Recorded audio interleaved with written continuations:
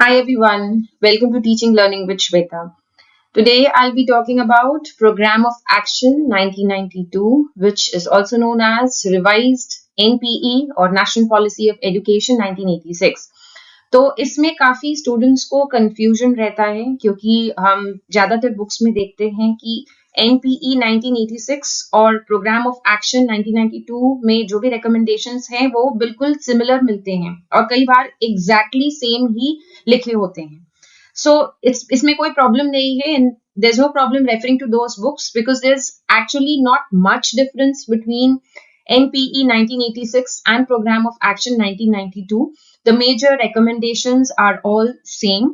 But कुछ editions हैं, कुछ मॉडिफिकेशंस हैं जिनको मैं इस प्रेजेंटेशन इस लेक्चर वीडियो में मैं समझा दूंगी आपको. आई undertake specifically those revisions, those modifications, and you'll realize after this lecture that even after those modifications and revisions, जो main objectives हैं, जो NPE 1986 का जो crux है, जो उनके ideals हैं, जो NPE 1986 में दिए गए थे, वो बिल्कुल भी चेंज नहीं हो रहे हैं. एम्फेसिस जिन चीजों का NPE 1986 में जिन पे दिया गया था, सिमिलर सेम चीजों पर ही एम्फेसिस 1992 के प्रोग्राम ऑफ एक्शन में दिया गया था. तो जो भी NPE 1986 के 23 मेजर एरियाज थे वो सेम रहेंगे, खाली कुछ चीजें जो एक्स्ट्रा जुड़ रही हैं, एक्स्ट्रा ऐड हो रही हैं, जिन पे एम्फेसिस बढ़ाया गया है, थोड़ा सा चेंज किया गया है, उनको मैंने बाद में इस video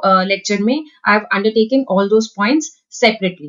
So there is no problem referring to all those textbooks, but still I see students getting a little confused between the two. So I'll try my best to eliminate that confusion through this lecture video.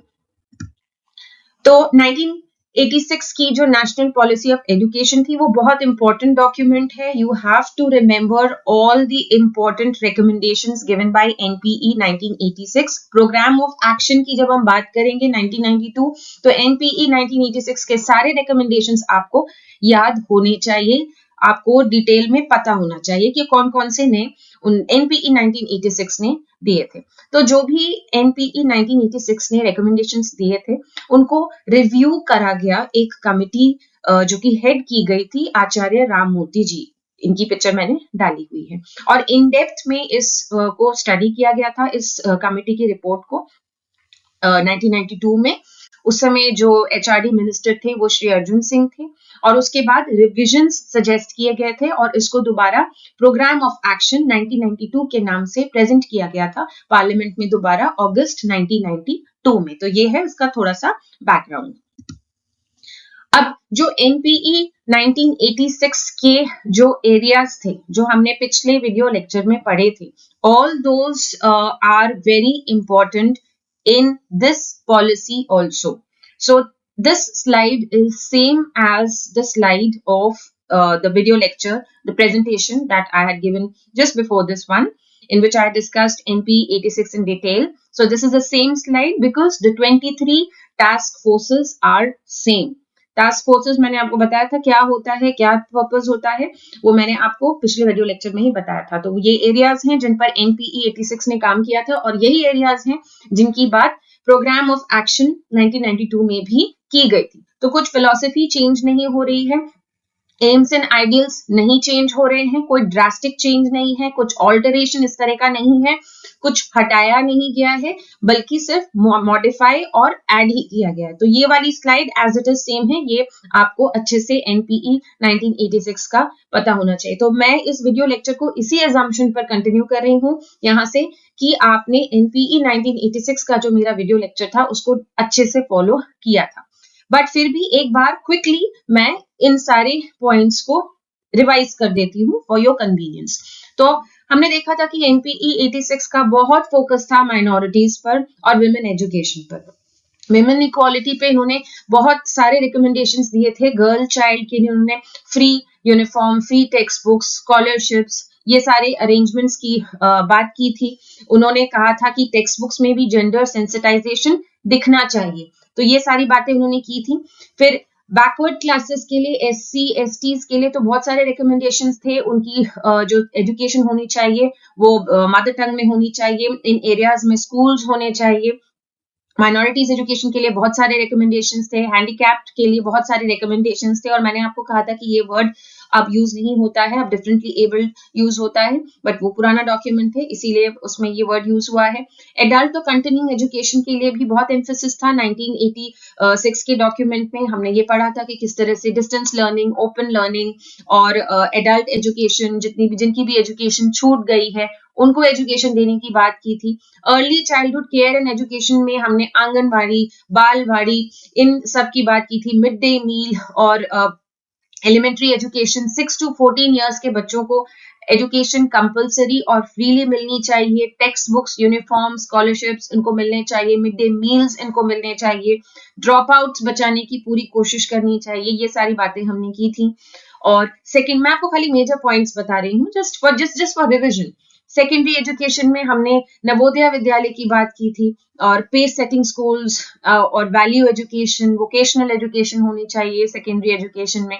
जब NP 86 ने higher education की बात की थी तो हमने पढ़ा था कि की मेरिट बेसिस पर एडमिशंस होने चाहिए, नेशनल टेस्टिंग सर्विस होनी चाहिए, हायर एजुकेशन में भी वोकेशनलाइजेशन होना चाहिए, और D linking jobs, degrees with jobs, ये वाली हमने बात की थी कि अगर किसी के पास स्किल्स हैं, डिग्री नहीं है, तो भी उसकी एलिजिबिलिटी हो जॉब के लिए। फिर ओपन एजुकेशन, आपने इग्नू की देखी थी कि कैसे इग्नू यूनिवर्सिटी हाईलाइट हुई है इसके बाद से, किस तरह से ओपन एजुकेशन, डिस्टेंस एजुकेशन, ताकि एजुकेशन ज्यादा से ज्यादा फैले, लोगों को मिले, उसकी बात हुई है। डीलिंकिंग जॉब्स विद डिग्रीज मैंने अभी बताया आपको। रूरल एजुकेशन, हर रूरल एरिया में यूनिवर्सिटीज हो। टेक्निकल एंड मैनेजमेंट एजुकेशन के रिकमेंडेशंस, रिसर्च इंप्रूव हो यूनिवर्सिटी लेवल पे। नवोदय विद्यालय क्या थे? नवोदय विद्यालय उन टैलेंटेड और गिफ्टेड बच्चों के लिए थे जो कि रूरल बैकग्राउंड से या थोड़े से डीमोटिवेटेड बैकग्राउंड से थे, जिनको बहुत ज्यादा इंकरेजमेंट नहीं मिल पा रहा था और वो आगे नहीं बढ़ पा रहे थे। तो ऐसे बच्चों को एक टेस्ट के थ्रू आइडेंटिफाई करके नवोदय विद्यालय में रखा जाए। वो रेसिडेंशियल स्कूल्स होते हैं, वहां पे उनको free education, free text books, uniforms, ये सब मिले ताकि वो और आगे आए। डिस्पाइट ऑफ टैलेंट होने के बावजूद भी वो पीछे ना छूटे। वोकेशनल एजुकेशन की बात की थी। स्पोर्ट्स में योगा इंक्लूड करने की बात की थी NPE 86 ने। एग्जामिनेशन में 2 नए पॉइंट्स हमने करे थे जब हमने पिछले वीडियो लेक्चर पढ़ा था, कि उन्होंने कहा था CCE, continuous and comprehensive evaluation, और ग्रेड्स होने चाहिए। और एग्जाम्स में जो सब्जेक्टिविटी होती है कि टीचर अपने हिसाब से क्वेश्चन बना रहा है, अपने हिसाब से मार्क्स दे रहा है, वो चेक होना चाहिए। टीचर ट्रेनिंग की हमने बात की थी, टीचर एजुकेशन की भी हमने बात की थी कि टीचर्स की पे स्केल्स, उनके स्टेटस को इम्प्रूव किया जाए। टीचर ट्रेनिंग के लिए डायट्स, SCRT, NCRT भी रोल प्ले करे। मैनेजमेंट ऑफ एजुकेशन में हमने ये पढ़ा था कि डिसेंट्रलाइजेशन होना चाहिए, लोकल अथॉरिटीज को पावर मिलनी चाहिए, और कैब और state advisory board of education her state में हो, वो भी एजुकेशन को देखें। NCRT देखें एजुकेशन को, डायट्स देखें, SCRTs देखें। तो ये मैनेजमेंट ऑफ एजुकेशन में हमने पढ़ा था। कल्चर, इंडिया की जो वैल्यू सिस्टम है, जो इंडिया की कल्चर है, ट्राइबल कल्चर, बैकवर्ड एरियाज में जो भी रूरल लैंग्वेजेस हैं, ये सब को प्रमोट किया जाए एजुकेशन के through. Language formula, 3 language formula चल ही रहा था। उसमें मैंने आपको बताया था 1986 के डॉक्यूमेंट में कि 2 टाइप के रीजन हैं, Hindi speaking, non Hindi speaking region. तो हिंदी स्पीकिंग रीजन में मदर टंग या रीजनल लैंग्वेज जो कि हिंदी है वो पढ़ेंगे ही, वो साथ में इंग्लिश भी पढ़ेंगे और कोई एक और इंडियन लैंग्वेज या मॉडर्न लैंग्वेज पढ़ेंगे। और जो नॉन हिंदी स्पीकिंग एरियाज हैं उनको हिंदी पढ़नी है, कोई एक दूसरी लैंग्वेज पढ़नी है, और अपनी मदर टंग वो पढ़ेंगे। तो ये 3 लैंग्वेज फॉर्मूला हमने डिस्कस किया था। एंड ये थोड़ी सी मेरी पिक्चर की वजह से ये जो लास्ट पॉइंट लग गया है वो है मीडिया एंड एजुकेशनल टेक्नोलॉजी का यूज होगा। किस लिए? हर एरिया में यूज होगा। रिटेंशन के लिए, अवेयरनेस के लिए, टीचर एजुकेशन के लिए, विमेन एजुकेशन के लिए, इन चीजों के लिए रेडियोज और टीवी प्रोग्राम्स का यूज होगा, टेक्नोलॉजी का यूज होगा। तो ये हमने कवर किया था NPE 1986 के प्रेजेंटेशन में, इससे पहले जो मैंने वीडियो लेक्चर अपलोड किया था। तो आप उसको एक बार फिर से अच्छे से पढ़ लीजिएगा और उनको याद रखिएगा, क्योंकि प्रोग्राम ऑफ एक्शन में भी ये सारे पॉइंट्स डिस्कस होते हैं। तो कुछ ऐसा इसमें से एलिमिनेट नहीं किया है, ये अभी भी 23 पॉइंट्स इसमें हैं। अब नई क्या चीजें हुई हैं, जब ये प्रोग्राम ऑफ एक्शन में जो मॉडिफिकेशन सजेस्ट किए थे उसमें कुछ चीजों पर एम्फेसिस बढ़ाया था। ये है वो चीजें। पहले तो आइडेंटिफाई किया गया था कि there are 10 educationally backward states. कुछ स्टेट्स ऐसे हैं जो पिछड़े हुए हैं। ये वो स्टेट्स थे असम, आंध्र प्रदेश, उड़ीसा, जम्मू कश्मीर, मध्य प्रदेश, उत्तर प्रदेश, अरुणाचल प्रदेश, बिहार, वेस्ट बंगाल और राजस्थान। और ये कहा गया था कि नॉन फॉर्मल एजुकेशन, हमें पता है नॉन फॉर्मल भी मैंने आपको बताया था 3 तरह की होती हैं। सॉरी, फॉर्मल जो स्कूल्स में होती है, इनफॉर्मल जो पेरेंट्स या हम अपने आप सीखते हैं, और नॉन फॉर्मल जिसमें डिस्टेंस एजुकेशन, ओपन एजुकेशन ये आते हैं। जो ड्रॉप आउट्स हो गए हैं उनको एजुकेशन देना, ग्रेजुअली उनको फिर नॉर्मल फॉर्मल स्कूल में इंक्लूड कर देना। तो ये जो नॉन फॉर्मल होते हैं, ये इनके माध्यम से इन सारे स्टेट्स में जो लोग हैं जिनकी एजुकेशन कम है, छूट गई है, बच्चे हैं जो ड्रॉप आउट्स हो गए हैं, उनको दोबारा एजुकेशन दी जाए। तो ये पहले बोला गया था प्रोग्राम ऑफ एक्शन में जब रिकमेंडेशंस, रिविजन्स सजेस्ट किए गए थे। ये स्ट्रैटेजीज थी। अब आप देखिए, हमने पढ़ा है कि एनपीई 1986 जो आई थी पॉलिसी, उसका फोकस था एजुकेशन की एक्सेस को बढ़ाना। एक्सेस का मतलब एजुकेशन सबको मिलनी चाहिए। जब हमें कोई चीज मिलती है तो उसका मतलब हमें उसका एक्सेस है। तो वो एक्सेस को बढ़ाना है। जो गांव में लोग हैं, जो SC/ST ट्राइब्स के लोग हैं, जो विमेन हैं, जो एडल्ट्स हैं, जिनको एजुकेशन नहीं मिल पाई है या मिल नहीं रही है, उन तक एजुकेशन को फैलाना ताकि यूनिवर्सल एक्सेस हो। यूनिवर्सल मतलब सबको एक्सेस मिले और सबका इनरोलमेंट हो। मतलब सारे बच्चे 6 साल से 14 साल के बच्चे सब इनरोल हो पाए स्कूल्स में, किसी को भी एजुकेशन डिनाई ना हो। ये एनपीई 1986 का बहुत बड़ा एम था। उसको भी यहाँ पर इन्होंने बहुत हाईलाइट किया है कि वो प्लान, वो मिशन हमारा चलेगा। सबको, जो पिछड़े हुए लोग हैं, जो विमेन हैं, जो बच्चे हैं ड्रॉप आउट्स, जो छोटे बच्चे हैं, उन सबको एडमिशन भी मिलेगा, एनरोलमेंट होगा उनका और एजुकेशन फैलाई जाएगी। पार्टिसिपेशन बढ़ेगा, अचीवमेंट बढ़ेगा। सिर्फ एजुकेशन में अंदर डाल देने से नहीं होगा, उनके मिनिमम लेवल्स ऑफ लर्निंग भी अचीव होने चाहिए, उनको फायदा होना चाहिए। Early childhood care and education centre, जो आंगनवाड़ी और बालवाड़ी की हम बात कर रहे हैं, जो कि सिर्फ पढ़ाते नहीं है छोटे बच्चों को, वो न्यूट्रिशन का भी ध्यान रख रहे हैं। क्योंकि जो बिल्कुल छोटे बच्चे हैं, स्पेशली बैकवर्ड एरियाज में, वो जो उनको ठीक से न्यूट्रिशन, पॉवर्टी की वजह से उनको खाना नहीं मिल पाता है, तो उसका भी ध्यान रखा जाएगा। उनको डे केयर सेंटर्स भी दिए जाएंगे, उनको लाइफ स्किल्स सिखाई जाएंगी, खेल के माध्यम से उनको पढ़ाया जाएगा। तो ये सारी चीजें early childhood care and education centre में आती हैं। प्राइमरी एजुकेशन और इंटीग्रेटेड चाइल्ड डेवलपमेंट स्कीम मैं आपको बताऊंगी इस लेक्चर में क्या है। और एलिमेंट्री एजुकेशन पे फोकस 6 to 14 ईयर्स में जो आते हैं। यूनिवर्सल एक्शन, कल्चरल, इंडिया की कल्चर को बढ़ाने के लिए, ये सारी चीजें जो हैं प्रोग्राम ऑफ एक्शन में एक्स्ट्रा एम्फेसिस के साथ दी गई है। तो ये पॉइंट्स आपको याद रखने हैं। तो let's see, access and enrolment में ये कहा था इन्होंने कि आपको कुछ रिकमेंडेशंस कॉमन मिलेंगे एनपीई से। तो एनपीई के सारे याद रखने हैं, प्लस ये वाले भी आपको याद रखने हैं, तब आपका प्रोग्राम ऑफ एक्शन 1992 का जो टॉपिक है वो प्रिपेयर हो जाएगा। तो हर एक हैबिटेशन मतलब जहां पे शेड्यूल ट्राइब रहते हैं, तो जहां भी शेड्यूल, और आपको पता है कि शेड्यूल ट्राइब सेक्लूडेड एरियाज में ज्यादा आपको मिलेंगे, आइसोलेटेड एरियाज में, डेफिनेशन ही ये कहती है। तो जो ऐसे हैबिटेशंस हैं, जो ऐसी जगह हैं जहां पे शेड्यूल ट्राइब्स हैं, हर एक शेड्यूल ट्राइब की रहने की जगह में एटलीस्ट एक प्राइमरी स्कूल बनेगा और बालवाड़ीज और नॉन एनएफई मतलब नॉन फॉर्मल एजुकेशन के थ्रू उनको एजुकेशन दी जाएगी। और टीचर्स को ड्राइव्स ऑर्गेनाइज करने पड़ेंगे, मतलब उनको ये इनिशिएटिव लेना पड़ेगा, टीचर्स को ग्रुप्स बना के ये करना पड़ेगा, ये डिसाइड करना पड़ेगा, ये चुनौती लेनी पड़ेगी कि सारे बच्चों को हम स्कूल्स में इनरोल करेंगे। इसमें हमें local community, NGOs, voluntary agencies जो होते हैं, जो बिना किसी प्रॉफिट के, नॉन प्रॉफिट ऑर्गेनाइजेशंस, इस पे भी बहुत फोकस था। ये जो एनजीओज और नॉन प्रॉफिट ऑर्गेनाइजेशंस की हेल्प को काफी एम्फेसिस दिया है एनपीई 86 में और पीओए ने। और फोक और ट्रेडिशनल मीडिया, जो नाच गाने और जो कल्चरल एक्टिविटीज है, इनके थ्रू भी अवेयरनेस फैलाई जाएगी ताकि एजुकेशन फैले। तो टीचर्स को ड्राइव ऑर्गेनाइज करनी पड़ेगी और ये सारे इंटीग्रेटेड मैनर, मतलब हमें इन ये जो पिछड़े हुए एरियाज हैं इनमें एजुकेशन पहुंचा के इनको मेन जो स्ट्रीम है, जो सब जगह एजुकेशन, उनसे उन्हें जोड़ना है। तो इसको इंटीग्रेशन कहते हैं। ये थोड़ा सा इंक्लूजन से मिलता जुलता है। आगे बढ़ते हैं। पार्टिसिपेशन, तो scholarships, uniforms, textbook, stationery बच्चों को मिलेगी free. Mid day meals, NPE ने भी बात की है। मिड डे मील्स का रीजन सिर्फ एजुकेशन में इनरोलमेंट बढ़ाना नहीं है, बल्कि उनके न्यूट्रिशन का भी ध्यान रखना है। ऑपरेशन ब्लैक बोर्ड, हरिजन बस्तीज में भी जो बैकवर्ड हैं वहां पे ऑपरेशन ब्लैक बोर्ड बहुत फोर्स से लगाया जाएगा। ऑपरेशन या पीओए में ये बात बोली गई थी कि ऑपरेशन वर्ड हम इसलिए यूज कर रहे हैं बिकॉज बहुत जरूरत है, बहुत अर्जेंसी है। There is an urgency of implementing operation black board, इसीलिए ये ऑपरेशन ब्लैक बोर्ड को और हाईलाइट किया था।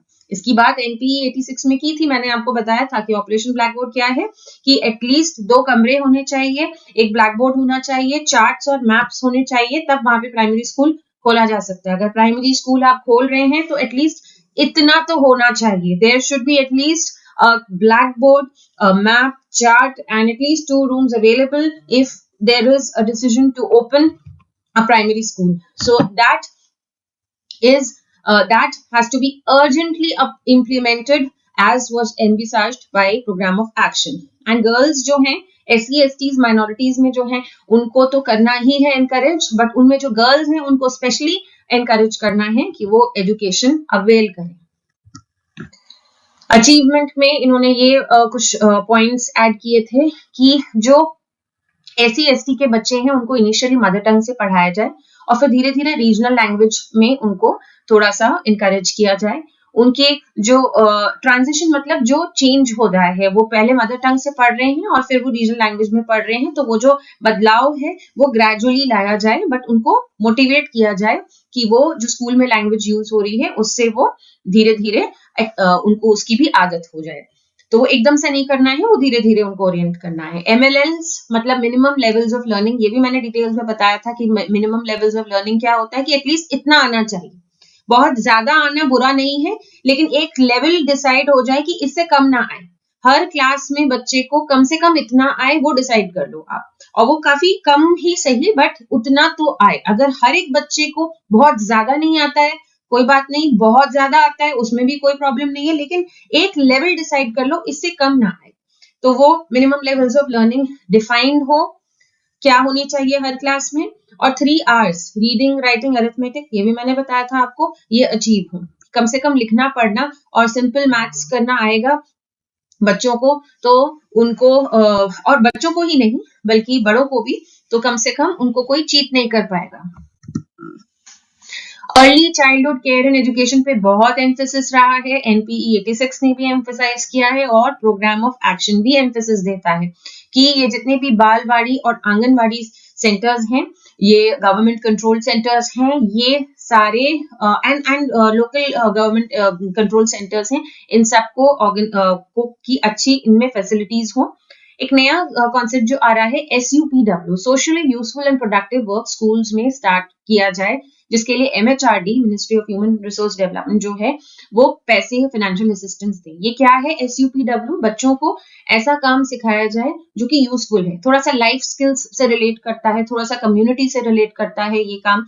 जैसे कि आप इनको बुक बाइंडिंग सिखा रहे हैं, बच्चों को क्लीनिंग सिखा रहे हैं, गार्डनिंग सिखा रहे हैं, प्लांटेशन सिखा रहे हैं, एग्रीकल्चर की कुछ आप उनको नॉलेज दे रहे हैं, या निटिंग सिखा रहे हैं, क्राफ्ट वर्क सिखा रहे हैं, पेंटिंग सिखा रहे हैं। तो ये सारा काम जो प्रोडक्टिव वर्क है, ये थोड़ा सा वोकेशनलाइजेशन से भी लिंक करता है, कम्युनिटी पार्टिसिपेशन से भी लिंक करता है, लाइफ स्किल्स से भी लिंक करता है। तो ये सारी जो चीजें हैं ये स्कूल्स में शुरू की जाएं, और इसके लिए जो रिसोर्सेज हैं वो देंगे हमारे MHRD।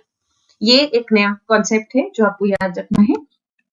प्राइमरी एजुकेशन में जो लिंग्विस्टिक माइनॉरिटीज है, लिंग्विस्टिक माइनॉरिटीज का मतलब वो group of people, those group of people who speak a particular language, और वो बहुत कम है।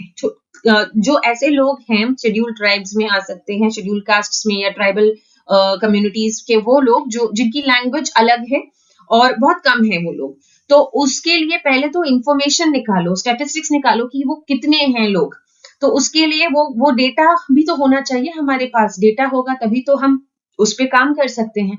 तो पूरी रिसर्च हो, प्रॉपरली वो डेटा निकाला जाए, इंस्टीट्यूशनल सिस्टम हो उसका, कि क्या क्या उनका स्टैंडर्ड क्या है, उनको कितने स्कूल्स मिले हुए हैं, कितने बच्चे उनके स्कूल्स में एनरोल्ड हैं, कितने ड्रॉप आउट्स हो गए, क्या जरूरत है उनको, तो ये पूरी रिसर्च प्रॉपरली हो। और जो लैंग्वेज बच्चे समझते हैं उसको उनको पढ़ाने के लिए भी टीचर चाहिए जो उसी लैंग्वेज में बोल पाए। अगर मुझे ऐसी जगह पे आज भेज दिया जाए जो लैंग्वेज में नहीं समझती हूँ तो मैं कैसे पढ़ाऊंगी? तो उसके लिए उस इंसान को भेजा जाना चाहिए ट्रेन करके जो वो लैंग्वेज बोलता हो। तो वो करना बहुत जरूरी है कि ऐसे टीचर्स को जल्द से जल्द अपॉइंट किया जाए उस स्कूल्स में, क्योंकि ये देखा गया था कि उन स्कूल्स में वो वाले बच्चे आते थे पढ़ने, बट उनकी वो जो लैंग्वेज समझते थे उस लैंग्वेज में स्कूल में नहीं पढ़ाया जाता था, इसलिए वो थोड़े टाइम बाद ड्रॉप आउट कर देते थे, वो छोड़ देते थे वो स्कूल। तो जरूरी है कि उन एरियाज में जो स्कूल्स बन रहे हैं उन स्कूल्स में टीचर्स वही भाषा बोलते हो जिस भाषा को वो समझते हो, चाहे वो माइनॉरिटी में ही क्यों ना हो। अब ये इंक्लूजन का कॉन्सेप्ट है जो कि बहुत अच्छी तरीके से यहाँ पर इन्फोर्स हो रहा है।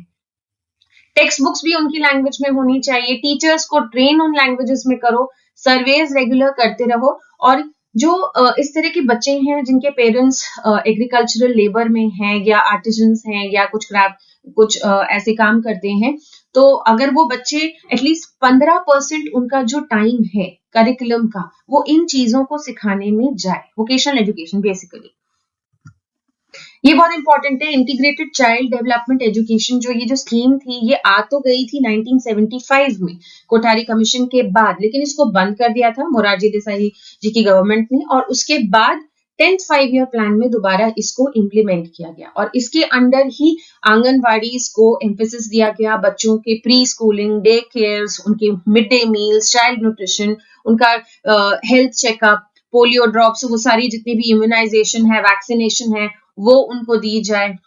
और ऐसा देखा गया है, कुछ सर्वेज हुए हैं आंध्र प्रदेश में और बाकी एरियाज में भी, कि इस इंटीग्रेटेड चाइल्ड डेवलपमेंट स्कीम के बाद काफी इंप्रूवमेंट आया है बच्चों की हेल्थ में भी और इनरोलमेंट्स में भी, और ड्रॉप आउट्स भी कम हुए हैं।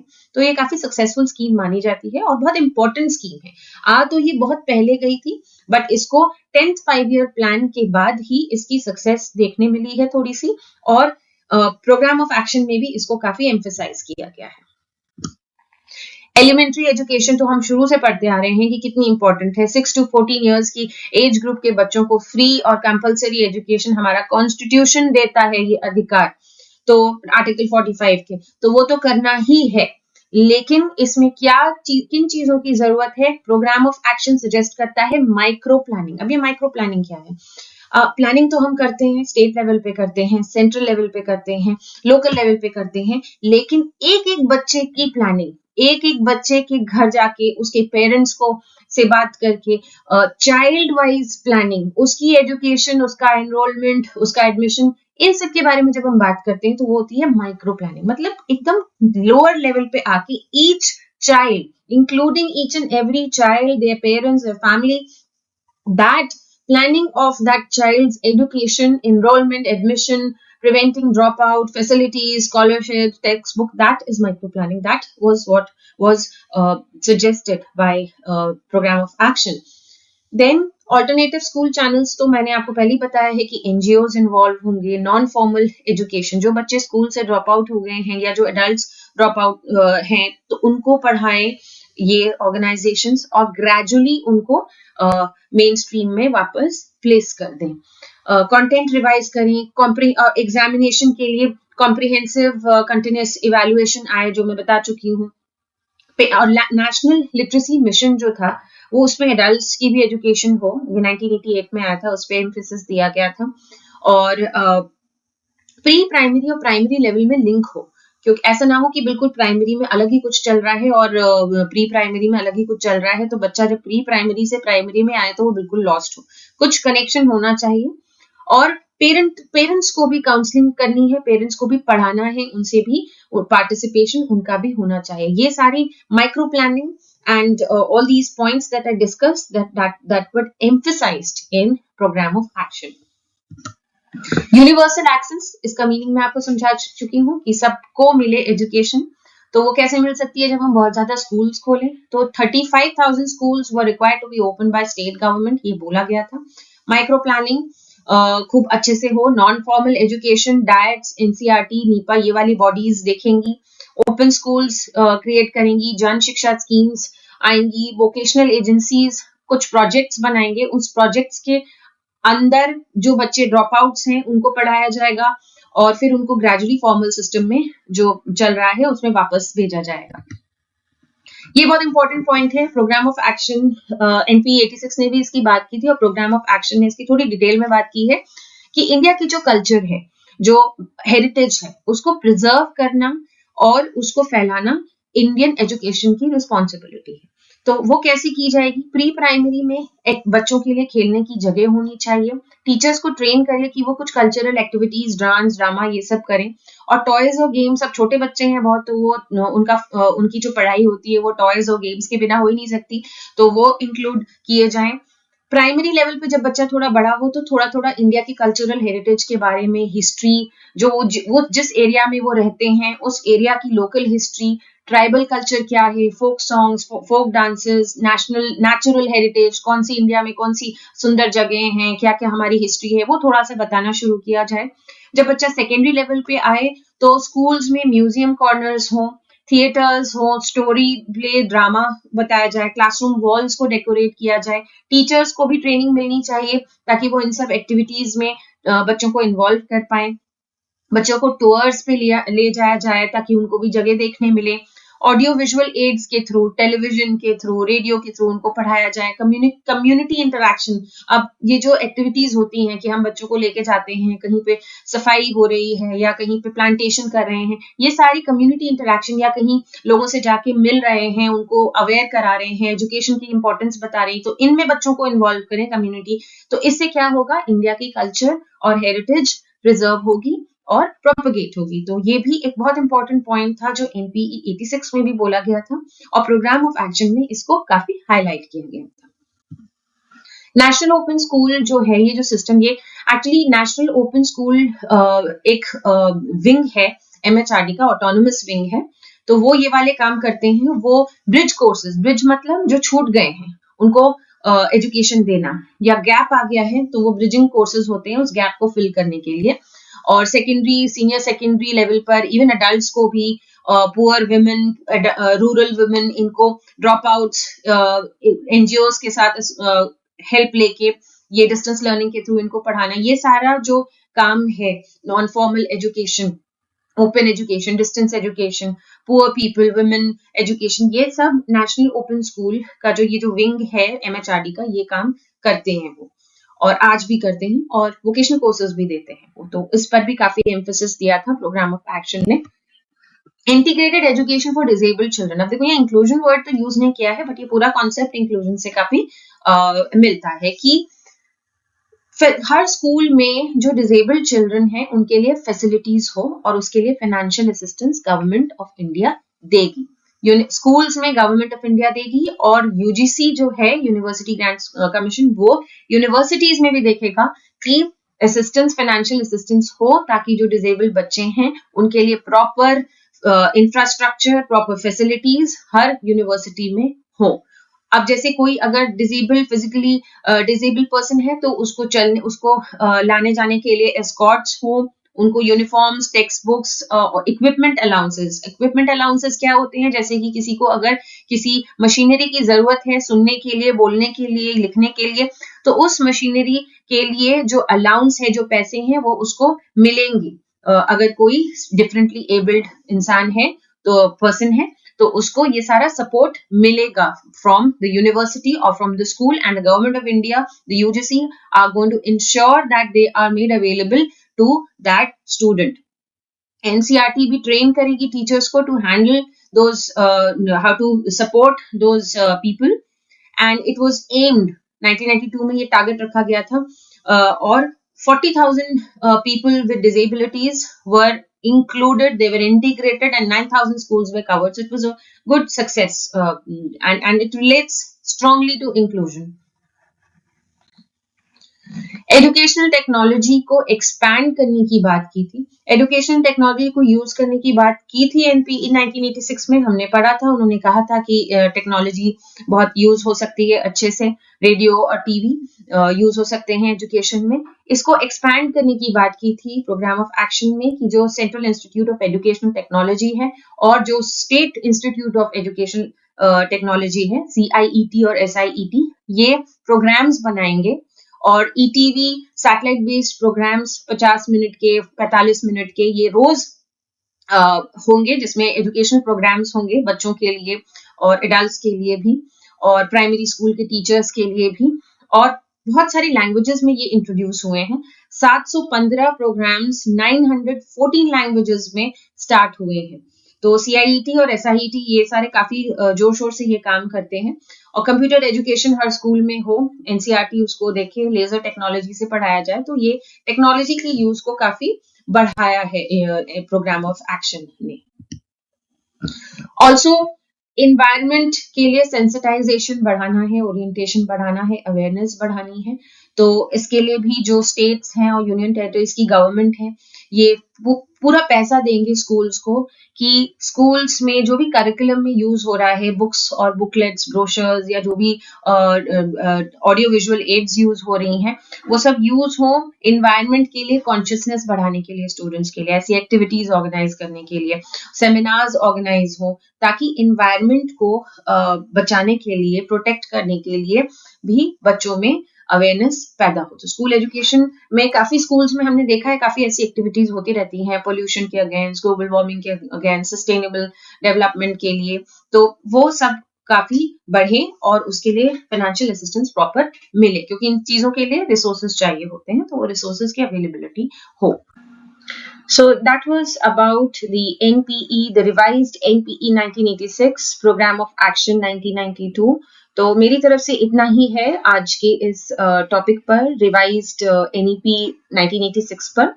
तो जो प्रोग्राम ऑफ एक्शन है, इस पर अगर कोई क्वेश्चन आता है तो आपको ये ध्यान रखना है कि सारे NPE 86 के जो रिकमेंडेशंस हैं वो आपको याद होने चाहिए, उसकी प्रॉपर अंडरस्टैंडिंग होनी चाहिए और उनको आपको मेंशन भी करना है। प्लस जो आज की वीडियो लेक्चर में मैंने एक्स्ट्रा पॉइंट्स बताए हैं, स्लाइट रिविजन्स और मॉडिफिकेशंस के बारे में बात किया है, उनको भी आपको इंक्लूड करना है। So that will make for your complete answer for revised NPE 1986 और प्रोग्राम ऑफ एक्शन 1992। इसमें कंफ्यूज होने की बिल्कुल जरूरत नहीं है, एम्स एंड आइडियल्स लगभग सेम ही है। So that's all from my side for today's topic. Stay connected for more lectures. हमने काफी सारे lectures development of education in India के कवर कर लिए हैं, वो प्लेलिस्ट मैं आपसे शेयर कर चुकी हूँ, मैं बार बार करती रहती हूँ। और वैदिक टाइम से लेके आज हम 1992 तक पहुंच गए हैं। अब बहुत ज्यादा नहीं बचा है, बट जितने भी इंपॉर्टेंट टॉपिक्स हैं, समरी है, जो भी है वो मैं और डालती रहूंगी। तो आप मेरे चैनल को सब्सक्राइब करिए, इसको फॉलो करिए, मुझे इंस्टाग्राम पे भी फॉलो कर सकते हैं आप for information about these video lectures. And keep studying, keep teaching and learning. Comment section हमेशा खुला है मेरी चैनल पे, कोई भी डाउट हो, कोई रिक्वेस्ट हो, आप हमेशा वो कर सकते हैं। I will surely keep up to your expectations. Thank you.